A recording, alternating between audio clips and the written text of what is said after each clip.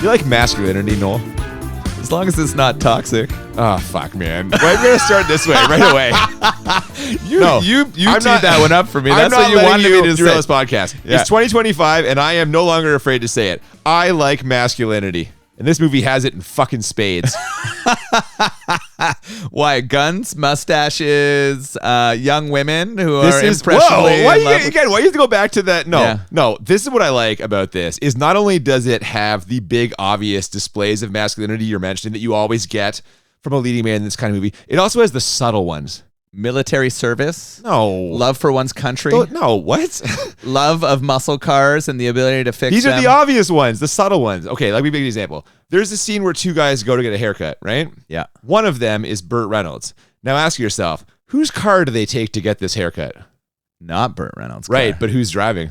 Oh, I didn't even notice Burt was That's right, driving the Jeep. motherfucker. Burt Reynolds always drives. Welcome to Bad Movies and Beer. I'm Cooper. And I'm Nolan. And today, by special audience request, we are discussing the little known, at least to me, I was not even aware this was a movie, late 80s Burt Reynolds action thriller Malone.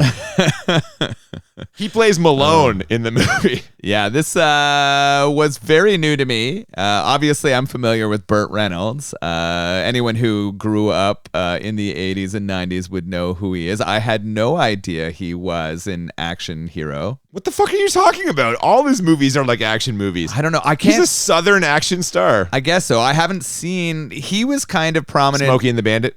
Okay, yeah, I'm That's aware the of most Smokey obvious, but that's not. He's not really like. This is like straight up action. This is straight up action. This felt more like a Death Wish than. Oh, it's very Death Wish adjacent. Yeah, there's a lot of movies like this, and I feel like this is like he's just the quintessential guy for that role of like, because he's not really in like great shape, but he just exudes this kind of like. It's very similar to Charles Bronson. He's like somehow able to beat everyone up. Just with like his will. Yeah, it's not the sort of jacked superhero type action guy. He's not an Arnold. He's not a Jean-Claude Van Damme. Stallone. He's Seagal. like not even a Seagal. Like, just because Seagal was big but not fit, right? Seagal was husky. He's a husky boy. Yeah, tall and husky. Burt used to play football. Yeah, so it's just the old running back in him. He's got fucking swagger. Well, it's swaggery. It's man. the mustache. We just got past. God. We just got past November, right? This is a We little should bit have of watched this in November. That would have been a little bit of a Movember tip. None of the hat here. I grew a mustache all month just in honor of Burt Reynolds and Malone. So it was dirty. I can attest to that. It was. It looked a little sketchy. But you know what? It was solid though. And yes, as I mentioned, this was an audience request. We got this from the DVD Vault on Instagram, suggested it. And I honestly, thrilled to be covering it. I love Burt Reynolds movies. Again, a kind of action star you don't really get anymore. Just like a rugged man's man. And I love seeing him do his thing. So it sounds like this request is one that... you are fully in support of here. I can tell that the masculinity is coming out. Actually, I had a lot of fun with this movie too, and we're going to get to that as we go through and talk about it. But before we get into the gritty details here, we got to connect it to a beer. We do, and I'll admit it. I'm looking at this can right now. It's this hazy pale ale, and I am not excited for this one. Oh, it's going to be delicious. But before we get to the kind of beer, we got to connect it to the movie, right? Yeah, you just mentioned that as well. Yeah. I don't know. So we got to connect it to the movie.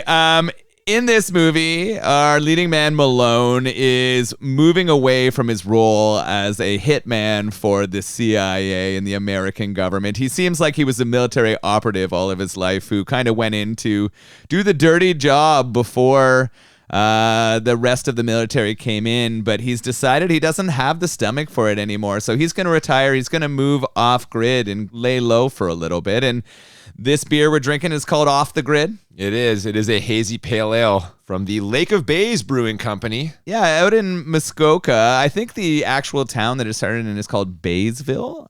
So sort of a smaller town in a very popular area in Ontario where everyone goes to cottage country. Yeah. That's right. And so this is in honor of the Lake of Bays, an actual lake So the brewery has named itself after that lake, and they make a bunch of beers. It's a cottage on the front of this, obviously off the grid. They have a couple locations now, a couple brew pubs, one in Huntsville, another sort of up north space, and they have a third one as well. I've had several of their beers. They're same, yeah, pretty very available, very available in Ontario, yeah. So I've always been really impressed with them. I actually haven't had this one, despite it being probably my favorite style of beer. That's exactly why I haven't had it. Yeah, I've had several of those. I was like, nah. I'm really looking forward to cracking into this. I bet it's going to be delicious, and it's going to go perfectly with our discussion of Malone. All right, man. Well, why don't we get into it? Yeah, let's do it. All right.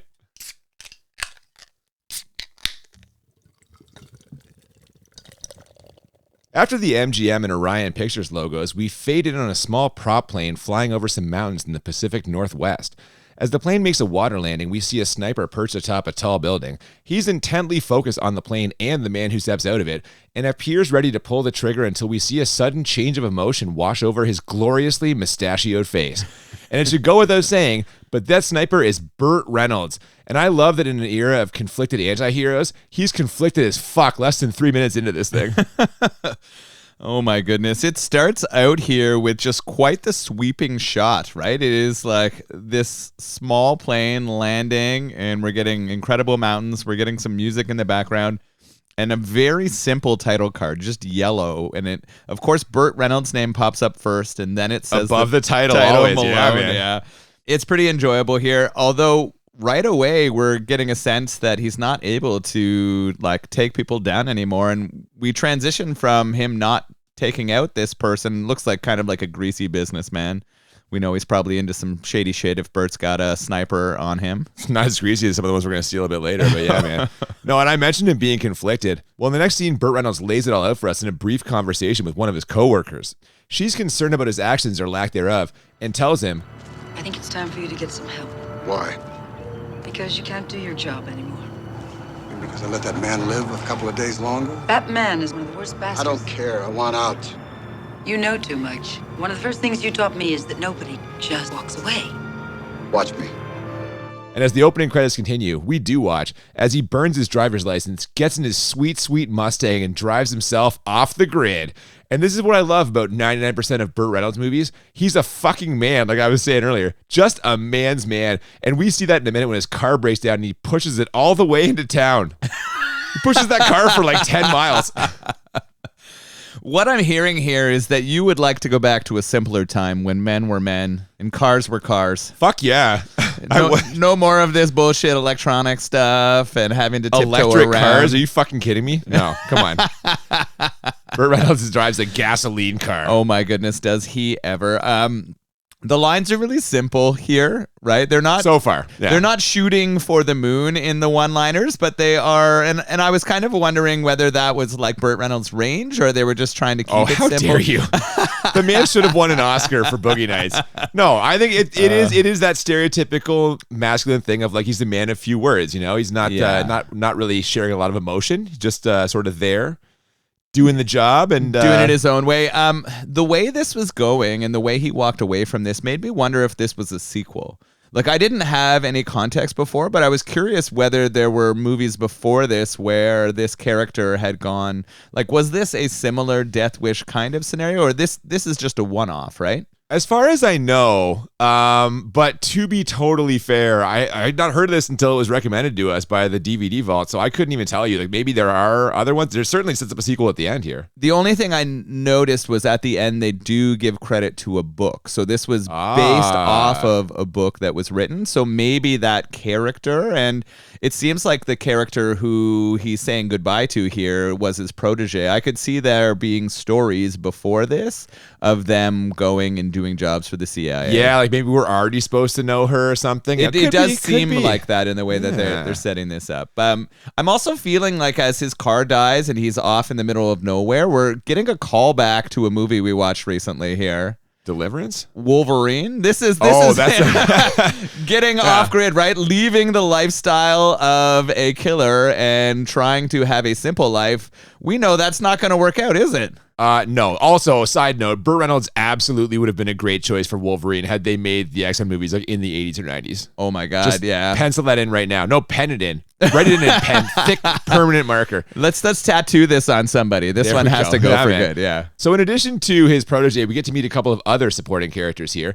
There's the owner of the garage he pushes his car to, a fellow by the name of Paul Barlow, and also his daughter Jo, who I thought was going to be the romantic interest at first, although she is too young even by movie standards. You know, unless we're talking about Blame It on Rio. We also meet the oily right-hand man of a guy named Charles Delaney, who will of course be the movie's big bad. This is basically your standard corrupt rich guy extorting and bullying small town folk plot, and although we're less than 10 minutes in, it seems safe to assume they'll be hitting all the major beats, especially after Burt Reynolds' character decides to stay there rather than take his car to a bigger city to get repaired faster, and also by the way he introduces himself. I'm Paul Barlow. This is my daughter, Jo. Malone. You got a first name? Yeah. Just fucking classic. This is what you're talking about. You're all in on this Malone I'm fellow, so aren't fucking you? in, Oh, yeah. you love this character. The guy who plays the mechanic, the dad, he's a famous actor. Walking Dead. Oh, He's the old man in The Walking Dead. That's We've why seen him I actually know in something him, else too, I think. I think but he's yeah. been on the podcast before. The daughter looks really familiar, but I can't place where I know her from. Do you know where we know her from? No. Well, a movie called Youngblood. Oh my God, really? That's right. She was the love interest in Youngblood? She's the one who got the water bottle squirt from Rob Lowe after they Oh, fuck, man. What a movie that was. Oh, and you know what? They were kind of hinting at her squirting in this movie, but Oh, thanfully good God. we did not get there because Weren't she's you the pretty one young. complaining about toxic masculinity at She the start of is this? so young in this thing. Yeah. They're setting up a weird relationship with her and him right away. They actually 17. She's not like 12. Just putting that out there. You said so young. Let's just, in case anyone hasn't seen the Did they movie. tell us her age? Yeah, she's 17. Yeah. Oh, okay. So I didn't hear Which it. is still not okay, but it's, but it's on the. I don't want to it's say better than 12. It's still not okay. But they are definitely doing a little bit of flirting, even as he's pulling into the thing here before they've introduced Yeah, themselves. there is. I'm not crazy. There were like flirty vibes. No, yeah. they are definitely setting that up, which is strange to me. I don't think that the relationship they're starting to build here, and thankfully it doesn't like Blame It on Rio. Like they Yeah, didn't go I- there. That actually improved my enjoyment of this when we get there. Is that didn't happen? Usually it's the opposite in movies, right? Usually there's not enough of that stuff. But Yeah. her age really Yeah, put me yes, off in no. this situation. Yeah. Fair. Now we get a bit more backstory about the town and Charles Delaney's role in it in our next scene when Joe heads out to buy groceries and Malone tags along. They pass a sign on the road marking a property that has been acquired by the Charles Delaney Corporation, and the many closed buildings and businesses marked sold that they drive by show that Delaney has a pretty tight grip on things. Paul Barlow confirms as much that evening when he explains to Malone that Delaney showed up with promises of reopening the mine that supplied most of the town's economy, only he hasn't reopened shit. He keeps buying property though, so something is clearly going on that Paul and the other locals can't quite figure out.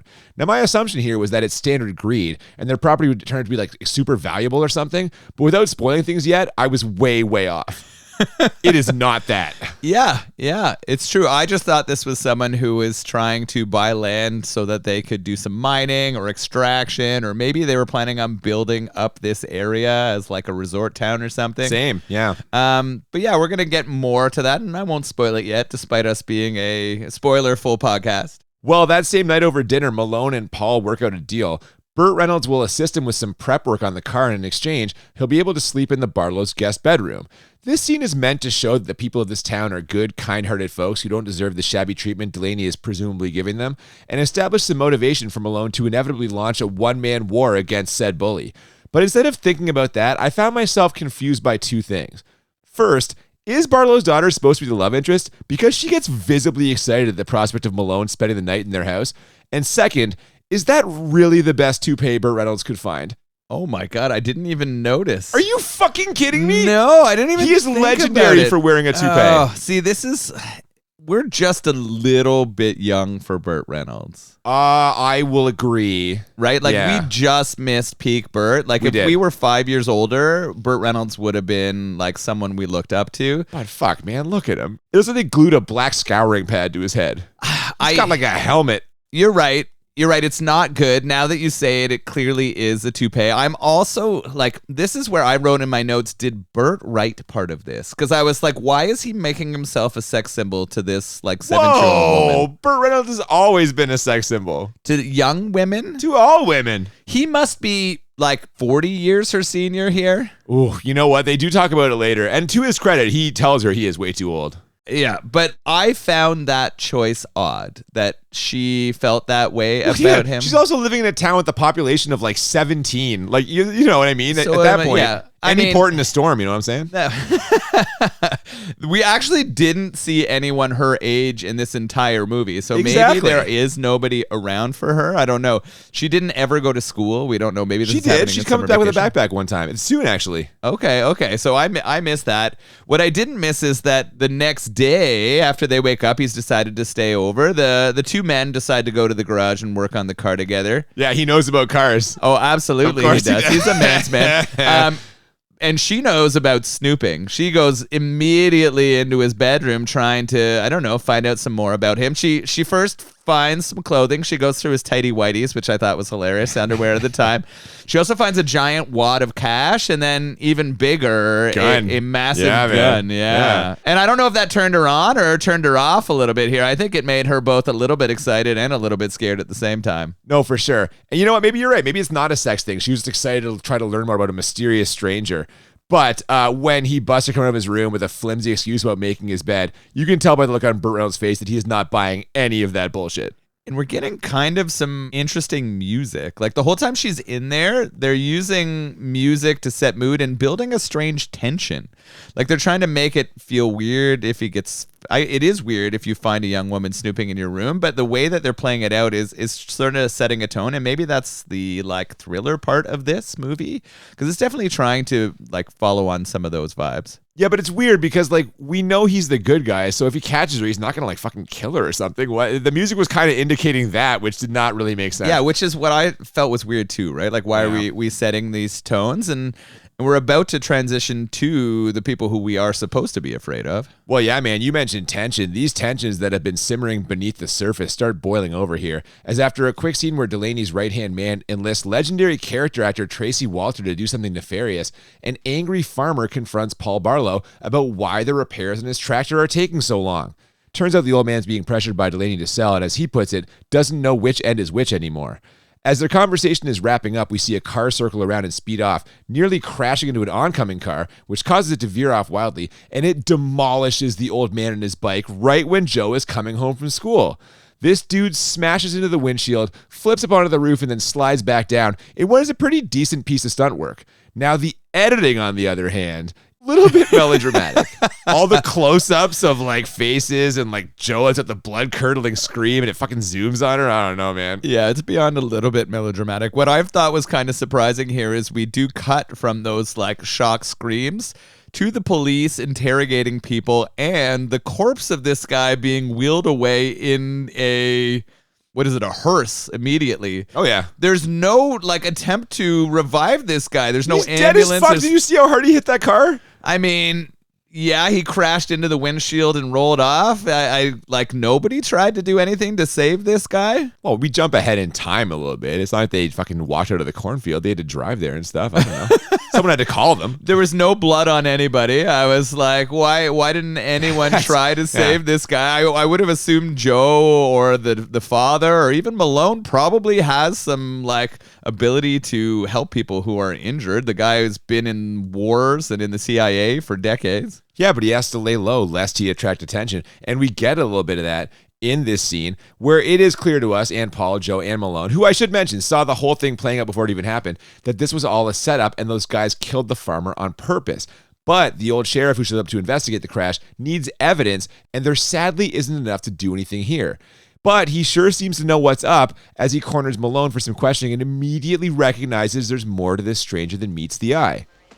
I'm Sheriff Hawkins. I don't believe we met. We haven't. What's your name? Malone. Are you the fellow with the car trouble? That counts as big news around here, huh? So I love how unnecessarily gruff Burt Reynolds is here, but he does answer the sheriff's questions. Still, he clearly isn't revealing everything, which the sheriff picks up on after getting Malone's version of the events. So he's on to him, right? Oh, yeah. The sheriff definitely thinks there's more to Malone than what Malone is telling. But it also seems like people in the town are trying to figure out who this guy is already. He's right. There's probably just kind of big news, though. There's fucking nothing happening in this town. Yeah, exactly. Yeah. So the fact that he's shown up and the fact that he's got such a great mustache. Yes, exactly. Yeah, exactly. People need to know who he is, absolutely. And Malone is used to dealing with police or interrogations or other things. He's not intimidated by this in any way. And that's why he just kind of hangs back. No, but this is absolutely the kind of thing that would attract attention in this fucking tiny town. However, we're about to switch to a big city next as we head off to Los Angeles after a brief scene where Malone and Paul share stories about their time in Vietnam. Some guy in a suit with the worst haircut you've ever seen walks into an office building and finds a Society for the Advancement of Human Rights. Apparently, the society has a pretty lean staff as it's just one guy behind a desk. The man in the suit says he's there representing a wealthy individual who wishes to remain anonymous, but who would like to make a substantial contribution to their cause. Now, that sounds good and all, and he even pulls out a briefcase that's presumably full of money, but if anyone wasn't already unsure about this guy because of his haircut, he removes all doubt when he opens the briefcase, pointing away from the guy he's there to give it to you. And you know what that means. Gun. Yeah, it's not money, it's a gun. Yeah.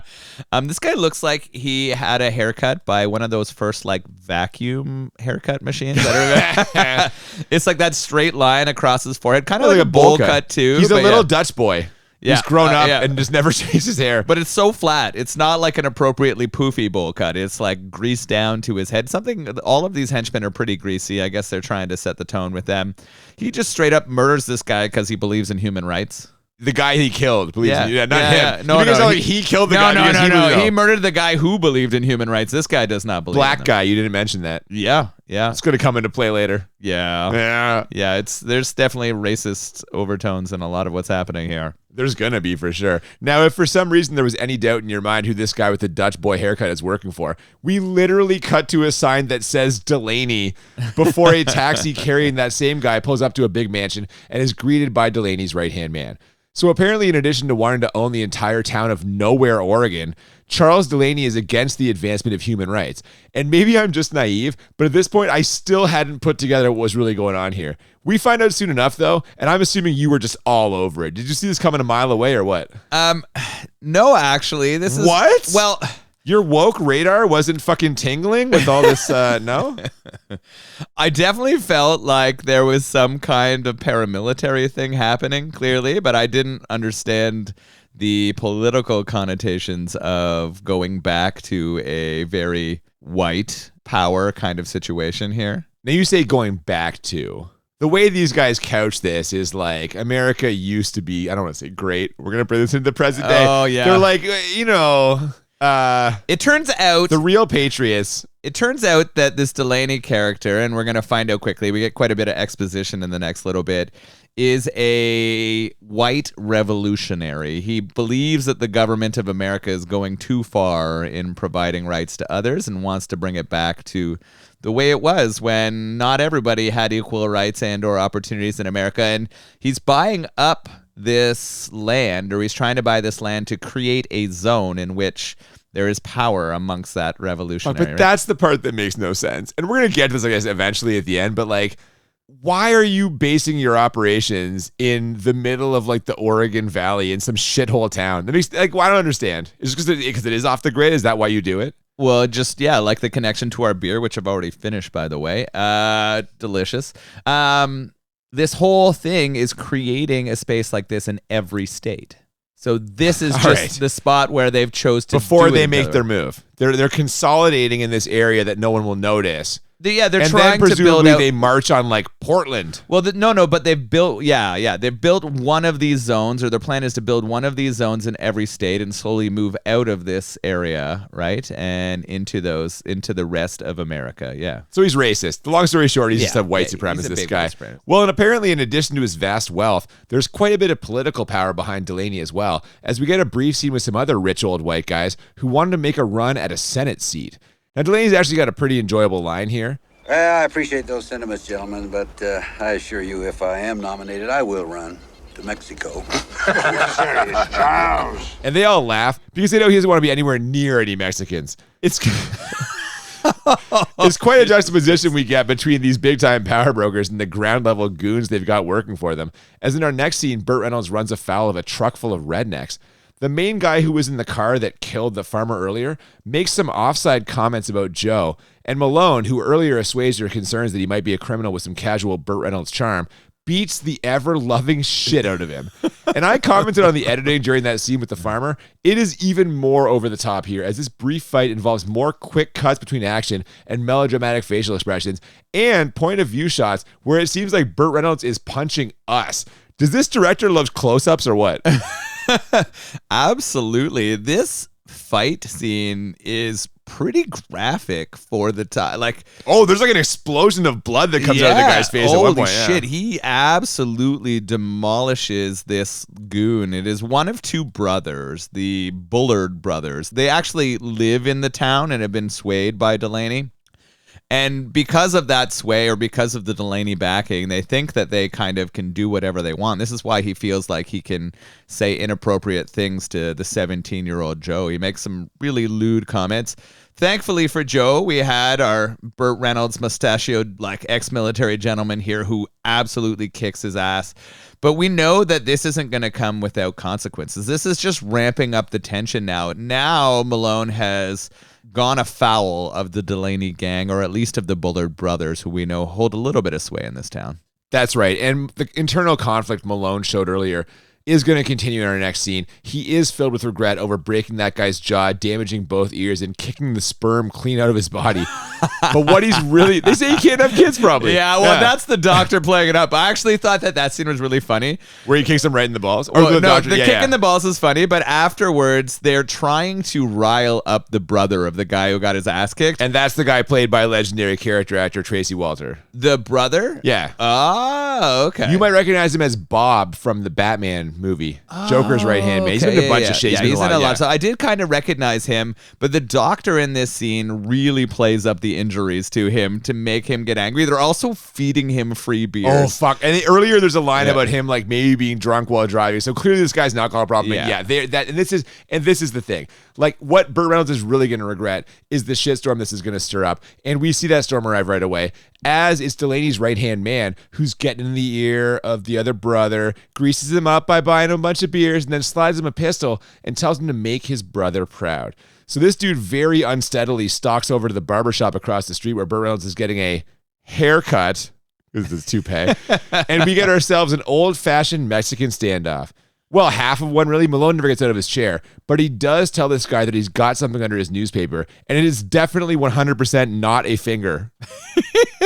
Yeah, it's pretty funny here. What I've noticed about Burt Reynolds, part of his masculinity is that he likes to lay down or lean back and look like a badass. Because the lean he's got in this chair here is so casual.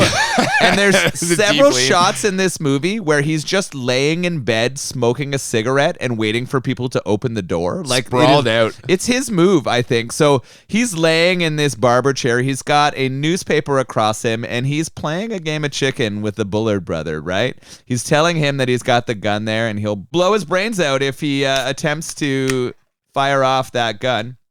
Of course, the drunk brother is a little bit nervous here. He's not used to being in these kind of situations. Certainly not in the way that Burt Reynolds or the Malone character is. He is used to being in a battle-ready stance. So we do get that flinch. We get him walking away. The Bullard brother walks back outside.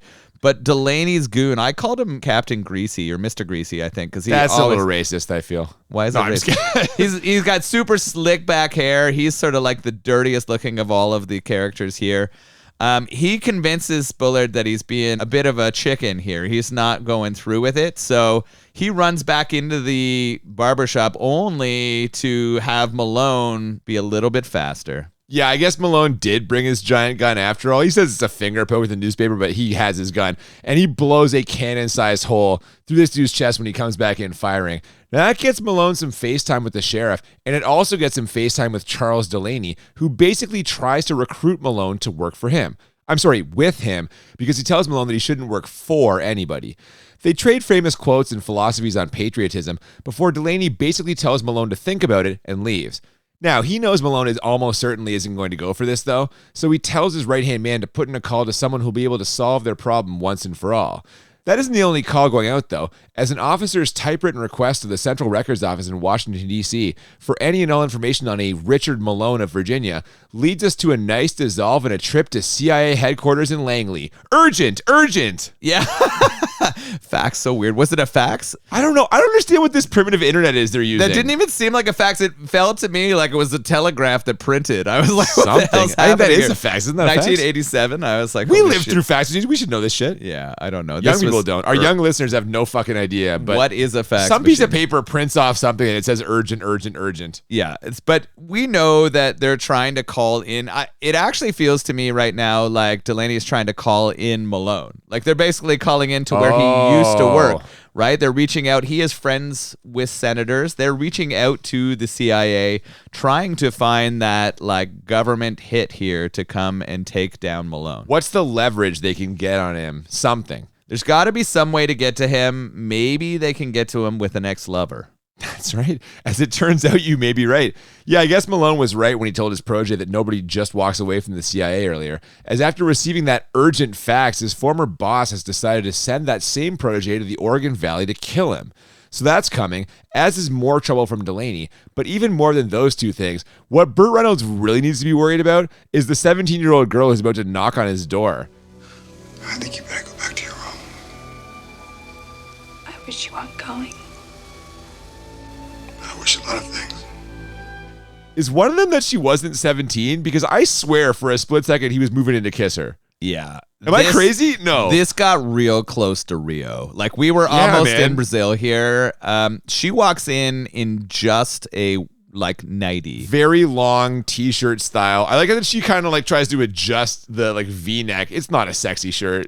She doesn't know what she's doing. And that's part of it. It's naivete. She has no idea what she's doing. No, but I feel like in the 80s, that was something a woman would wear to bed before. Right, but if you're trying to seduce a man of the world like Burt Reynolds, you don't go in with a fucking long t-shirt. With some fish on No. it. Yeah. He's probably like, I wish you weren't wearing that fucking shirt.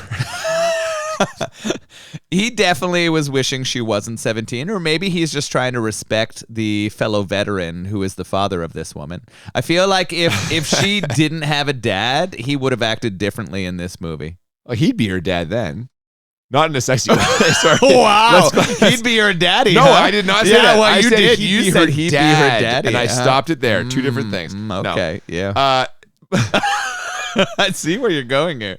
Well, you know who else can see where things are going? Malone. He can see where all of this is headed. So he asks Paul where Delaney lives before retrieving the shotgun he secretly taped to the bottom of his car. And thank goodness, because the next morning a couple of slick goons show up looking for him, and they strong-arm Joe, well, strong hand really, into telling them exactly where in the house Malone is.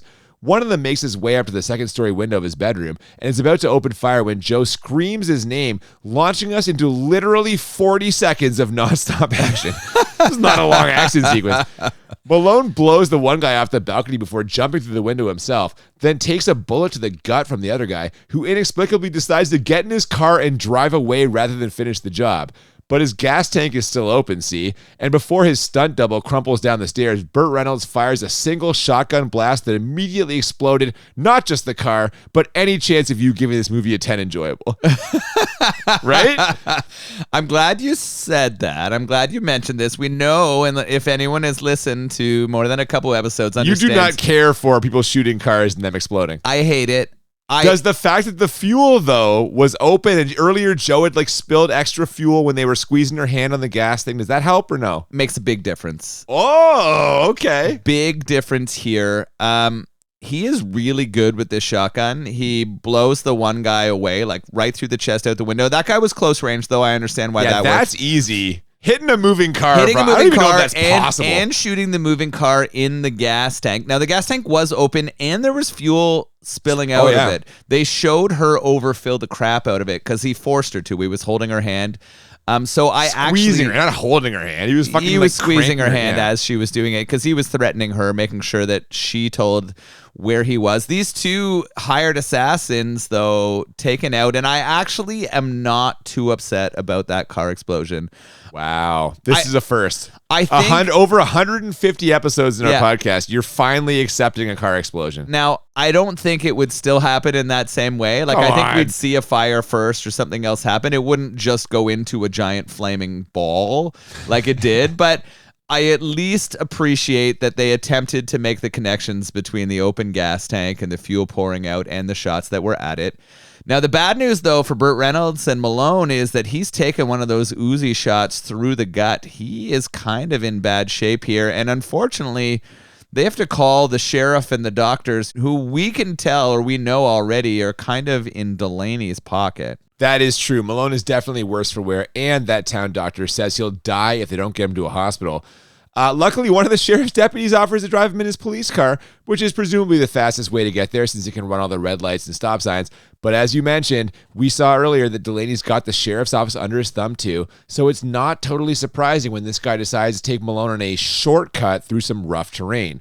What is totally surprising, though, unless you've ever seen an action movie before, is that Burt Reynolds is able to lift himself up, jerk the steering wheel, send the car careening off the road, where it flips, gets tossed clear of the vehicle, lands in the middle of the woods, and he is 100% fine. Not a scratch on him. I mean, he's got the bullet hole in his gut still, but there aren't any new scratches. He does wake up in a hospital bed, and he's like kind of worse for wear, but we hear that the police officer who was driving him has apparently broken his back. Oh, that guy's fucked, yeah. Yeah, he's in a lot of trouble. I don't feel bad for him. No, he was trying to kill Malone in this scenario, and Malone did what any sort of masculine mustachioed man would do, and that's crash the car. Yeah. Crash the car. Yeah, just soldier on here.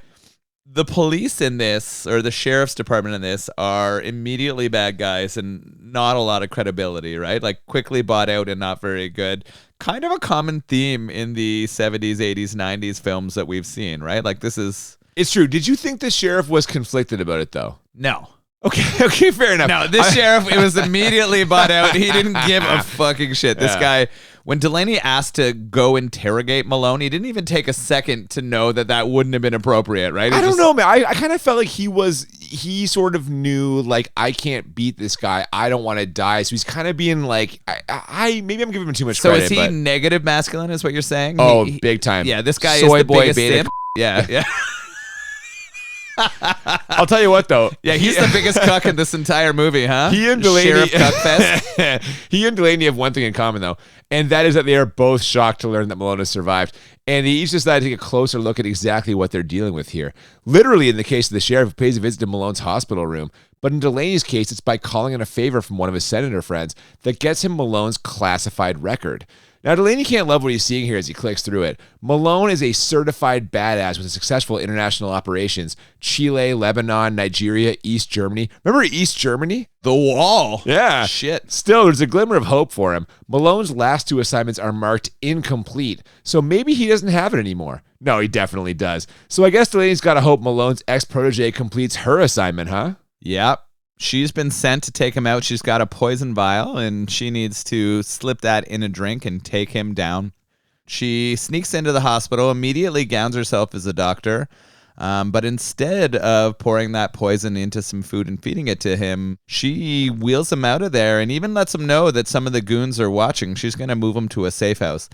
What we're not sure of yet is she going to poison him or is she going to him? Yeah, we don't really know, man. Jamie, I think her name is. She does smuggle him out of the hospital, and they do a pretty good job of keeping us guessing whether or not she's going to follow through on her mission for the CIA. She's still got the poison they gave her, but when she calls in to report, she says that while she did find Malone, she subsequently lost him. So we don't know what's going on right up until the moment she brings him some tea the next morning. Actually, I'm just kidding. Nothing ever happens with that. But then they have sex, and she brings him another cup of tea after this exchange. Why are you here, Jimmy? I came to kill you. I know. You're going to screw me to death. I'll die happy. Turns out this also isn't poison, though. So I guess Malone really is just irresistible to the ladies, which makes sense, because CIA jobs are a dime a dozen. But a mustache ride from Burt Reynolds? Priceless. Yeah, that cookie tickler must have kept her laughing all night long.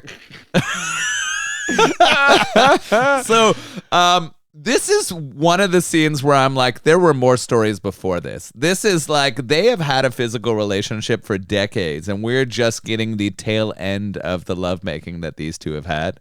Yeah, but is that because, okay, are you assigning that because of a lack of character development? Like, are you taking the fact that we know very little about her as a sign that we must have missed something before? When Yes, in fact, I'm it filling could it just in. be. I'm filling it in. Okay. This is not, but this is. You know who else is filling it in? Burt Reynolds. Yeah. Oh, yeah. So she clearly missed him. The place that she finds, though, this is a nice Airbnb. Yeah, it's a solid safe house. Yeah.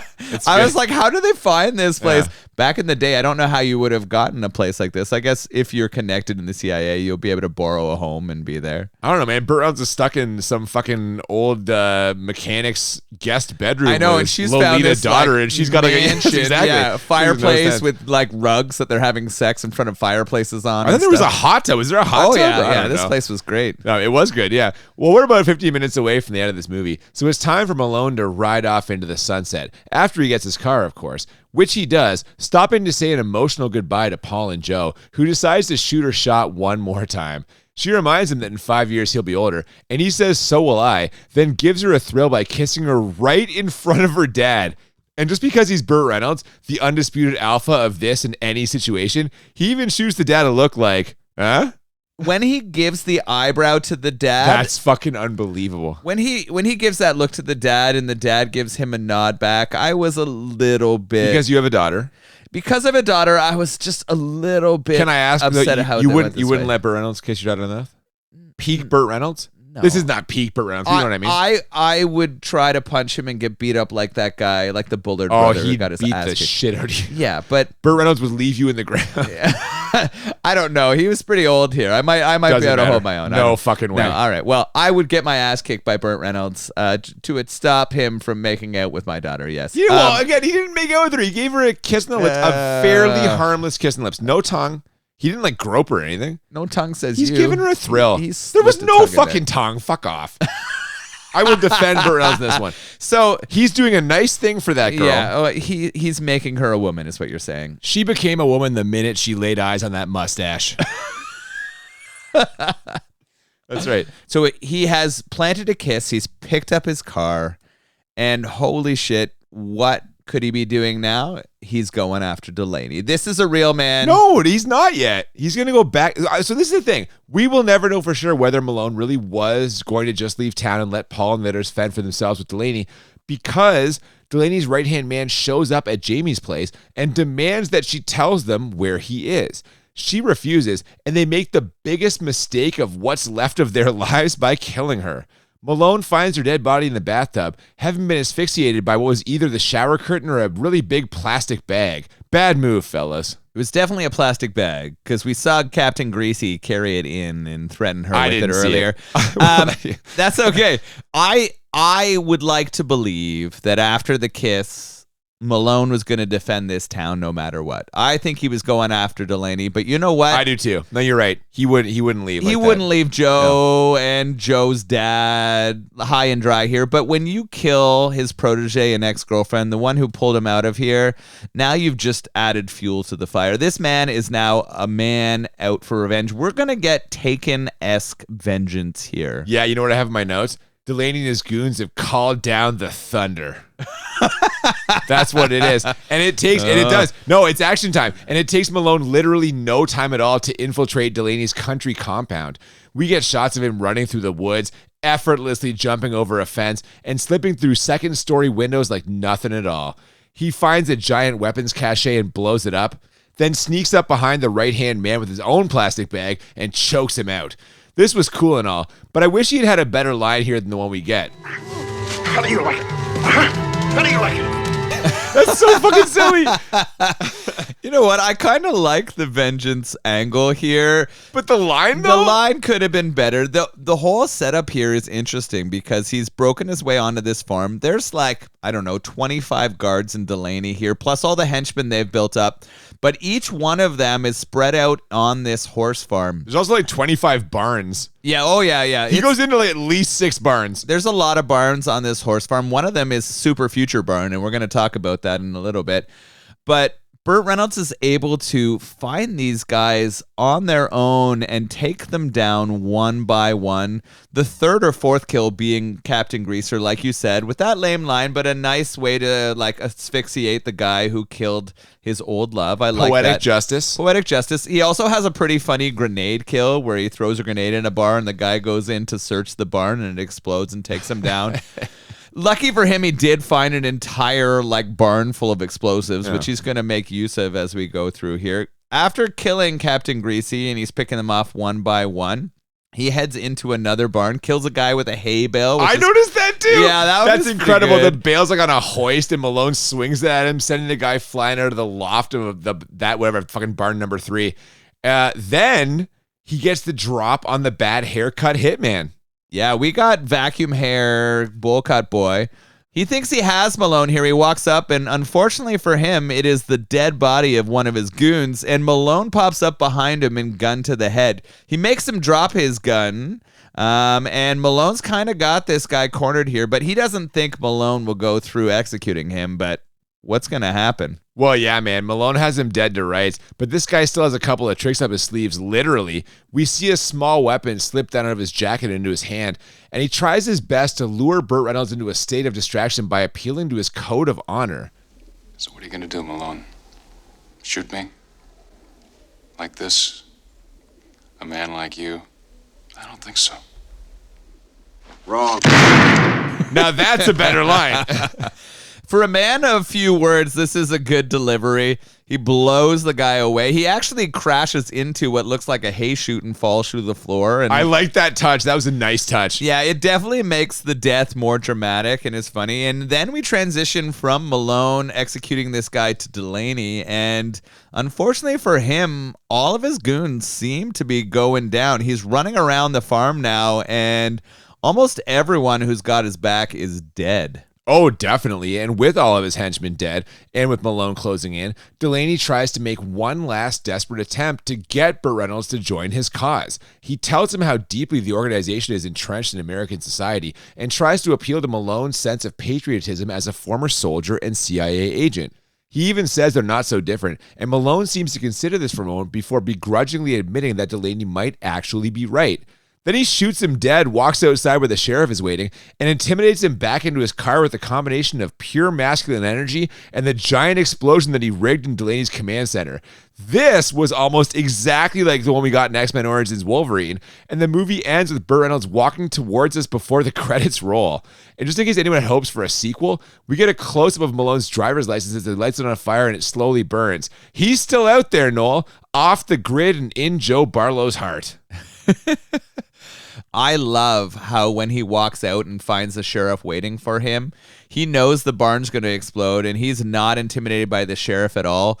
Sheriff Cuck goes back in his car after the explosion as he walks away, and he finger guns him as he goes back in. I don't know if you noticed this. I did not. Malone gives You're him, making this up. No, I'm not. Stop it. Malone gives him the finger gun. Like the wink in the gun yes. or just the gun? No, Come it was on. the wink in the gun as he crawls back in, and I howled. Like, that touch to me is actually the most masculine and the best move in this entire movie. I'm so mad I When he missed cucked that. his way back in the car and he finger gunned him, I was just like, I laughed my ass off. I love that he burned the ID and we're leaving it open, and we find out as we go into the scroll that this is named after a novel called Shotgun. And I was like, that's pretty fantastic. This is You said he was good with that shotgun. Can I tell you something? I was already going to watch this again, but now just to hear you say that wink in the gun happens, I was already going to, but I'm gonna keep an eye out for that because that's very. You fucking gotta exciting. watch the end there with the wink and the. How did I fucking miss that? It was probably pretty just hilarious. Winding down, but fuck, dude. Yeah. So this is. First of all, just a great recommendation by the DVD Vault on Instagram. I love Burt Reynolds movies. I'm kind of sad we haven't done one on the podcast before. I kind of thought like we could watch one of the Smokey and the Bandit. It's not like smoked loggers and shit out there, but like that would work well. I've never seen a Smokey and the Bandit. God damn it. First the Deadpool movies, and now this shit. Are you kidding? It's quintessential Burt Reynolds. This might be the only Burt Reynolds movie I've ever. No, You were saying earlier that you're familiar with Burt Reynolds. I know who he is, but I haven't watched a ton of his movies. He was a TV star, no? The fuck are you talking about? He was a huge movie star. All right. I guess he was an evening shade on TV, but come on. I mean, 3 Men and a Baby. Think of Tom Selleck. Oh, I am thinking Jesus of Tom Selleck right now. Fucking Christ. This is a low point in the history of our podcast. Oh, I'm sorry. Confusing Tom Selleck and Magnum PI. Aren't they Burt the same Reynolds was people? not Magnum. I mean, they're two mustaches you can set your watch to. Two of the Hall of Fame mustaches. Yeah, there we go. So this is just the same thing as Jurassic Park, right? This is Sweet Christ. What a nightmare. Yeah, I've never seen this particular Burt Reynolds movie. Really glad that we're watching this one, that we did watch it. Because it really does embody just the nature of like Burt Reynolds' action persona. He's just a fucking, he refuses to be anything less than like the alpha male. And I'm fucking just so here for it. If you can't already tell from listening to the last like fucking 45 minutes or whatever, I'm so fucking here for it. And I'm so excited to go into our ratings. The way we always do this, we rate the movie on a scale of 1 to 10 2 times. 1 to 10 for how bad it is, 1 to 10 for how enjoyable. And the goal is to find movies that are 10 out of 10 on both scales, or what we call the Crit 20. And I have to say, I kind of don't feel like this is that bad a movie.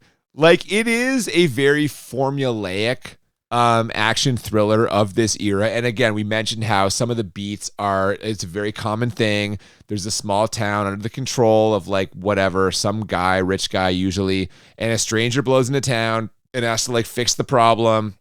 But like, it is an effective movie of that type. Like, it hits those beats, but it hits them pretty well.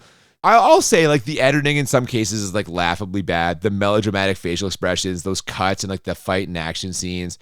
The blatant stuntman doing some of these things for Burt Reynolds. It is so clearly not Burt Reynolds in some of these things. Like, that is funny and like objectively bad. But I feel like while it is a formulaic movie, they make that formula well. Burt Reynolds is a fucking star. He's the perfect guy for this. This is exactly like a younger Charles Bronson doing the stuff that you're supposed to do in this situation. I guess like the one thing besides it being formulaic would be there are long stretches where there's no action. The pace is not always there for me. But yeah, I only have this as a 6 bad. Like, it is, I would say, like, not a successful movie. I see why it wasn't a big hit, but like not that terrible. I have it as 6. What do you say? Interesting. Yeah. And it's funny because it does feel like a successful execution of this kind of genre, right? Like, it doesn't seem like it was done poor. There are some things that I felt were like mixed bag. I thought there were some decent acting performances, right? And then I thought there were some that were like overplayed or not quite as good as others. I did think it was pretty paint by numbers and predictable. You've kind of already brought that one up. I agree. Some of this, like, I actually thought some of the stunt work, I like that it was real. Like, this is all pre-CG, so there's none of that. We're getting all practical effects, which is good, and getting some of that. But I thought some of it could have been better. I thought there should have been blood on the like guy who got hit by the car, and there was no help for him, right? That poor farmer who got smashed. Well, especially because they had so much blood when Malone beat the shit out of that. Oh fat my god, yeah! Like they had a blood budget. They had some blood. They had a blood budget. They had a budget. Yeah, they had a budget. It just didn't come out. But with you, I actually didn't think it was that bad of an execution. I only had this as a 6 bad as well. Oh my god, we're gonna have the exact same fucking rating. I tell. How enjoyable did you find this on a scale of 1 to 10? The stunts and guns were quite fun. Yeah. Like you said though, there was quite obvious stunt work, but I actually found it funny. Like, I laughed a lot at the stunt work. I thought the casting was pretty good. I thought Reynolds did a really good job in his role. I thought most of the villains performed their roles quite well. I actually thought the pace was decent. And my favorite part of the movie was that last 20-minute payoff. And I think it was executed really, really well. Yeah. I really like the payoff in this movie. Maybe a tiny bit slow to get there, but not something. It was 90 minutes, right? Like, it was the right amount of time, right? So it was right in the sweet spot. So I think that worked well. I was kind of bouncing between an 8 and a 9 for this, but I'm gonna give it the 6 and the 9. We're just gonna go with it. We have the exact same fucking rating. Shit, I knew this was gonna happen. No, I feel the exact same way as you. My problem, and the reason I'm giving it a 9 out of 10, I do think it takes a while to get there. I mentioned that for my bad rating. The pace is not terrible. Like, I was entertained the whole time, but there are lulls before you get to the action. And the fact that some of those action scenes are so brief kind of did ding it for me a little bit. But yeah, all the actors in this are good. I thought Burt Reynolds, perfect guy for this. He does Burt Reynolds things. This is exactly what you want from him. The melodramatic facial expressions, the quick cuts. Like I dig that for the bad. Yes, laughable. But I did laugh for sure. If I had seen that finger gun, I might have given this a 10. Like, oh my God, yeah. I at no point during this was I like dragging. I was enjoying the watch. 90 minutes right in that sweet spot. I also have it as a 9. Solid recommendation from the DVD Vault on Instagram. Thank you for doing that. How did you feel about this beer? Well, I drank it like an hour ago. Yeah, you crushed that quickly. It was delicious. The lower alcohol of the pale ale, but the dry hopping of the Sabro hops made it just absolutely fucking delicious. It was very, very easy for me to drink. It is right in my wheelhouse, right? Like a hazy pale ale is the thing I would prefer to go to if I'm just looking more than an IPA. Yeah, because the lower alcohol content, yet still having the flavor of like an hazy IPA is perfect. It is the spot I want to be. Lake of Bays crushed it with the Off the Grid. What a nice connection to our movie Off the Grid too. Both the Revolution was trying to kind of be off the grid, and so was our ex-CIA man. We don't need more beers named after the horrible villains. We've had enough of those over there. Yeah, we've got seasons. some. Going back to Human Tornado as our. That was the first one. Yeah, that was the first that the racist sheriff. Lots of regrets on that one. Yeah, well. No, man. You know what? I did not realize until right now this is only a pale ale. I assumed it was an IPA because of the inclusion of the word hazy, and now I feel way, way better about enjoying this beer because I did enjoy this beer. When I first cracked it, I'm like, oh fuck, man, this smells hoppy. I don't like it. But maybe I fucking hate you're gonna have a field day with this. Changing. But I think I have become more accustomed to the taste of some of these hazy beers. It wasn't that bad, man. I was enjoying it. And I crushed it pretty quickly. And while I'm still not going to full on say that I'm a fan of hazy beers, this has some good flavor, easy to drink. Probably this is actually a good beer for people like you and I who you prefer something more hoppy. I prefer something less hoppy. It's kind of right there on that borderline that has satisfied both of us. Pleasantly surprised, much as I was with this movie. So yeah, man. What a great week overall. Absolutely. You want to talk about great. 2 weeks from today, we are going to be having our annual Christmas episode. Whoa. And we're going to be watching just a Christmas classic, Jingle All the Way. Arnold Schwarzenegger, man. The present? Yeah. Oh, okay. I have seen this. I don't remember it. Well, but of course you have. Probably way more than once. This one is played annually, I'm sure. We both love Schwarzenegger. We do. We both love Sinbad. Well, yeah, I don't know. Well, I watched the Sinbad show a little bit, I think. Really? I think a little bit, That's yeah. fair. It was in that time mode. I do love Schwarzenegger. I rewatched The Running Man recently, so I'm looking forward to watching some more Schwarzenegger. After we did the fucking episode on it last season? Yeah, I watched it 2 weeks ago, yeah. Oh, to get ready for the recent remake? No, I'm not going to watch that. What? All right, fair enough. No, man, so that'll be it. We're going to, of course, do our annual beer draft. We've got a craft beer advent calendar on the way, and we'll be choosing multiple beers from that one. And then drunkest episode of the year. It always is. It's a family-friendly comedy, which we will not be. There will not be family-friendly comedy on our podcast. There rarely is, as you've heard today. But yes, I'm sorry. That'll be Jingle All the Way in 2 weeks' time. We hope you will join us for that. Before that, if you haven't already, please follow us at the BMB Podcast on Twitter and Instagram. If you want to send any more suggestions just like this one, thebmbpodcast@gmail.com. Absolutely. You can send us an email there or hit us up on our social media. And we want to thank the DVD Vault and Instagram for sending this request in today. A lot of fun talking Malone. We hope you will join us in 2 weeks' time for Jingle All the Way. Before then, I'm Cooper. And I'm Nolan. And we'll see you next time on Bad Movies and Beer. Keep your hands off that young lady. That's fair. Ex-cop. Ex-CIA. Explosive.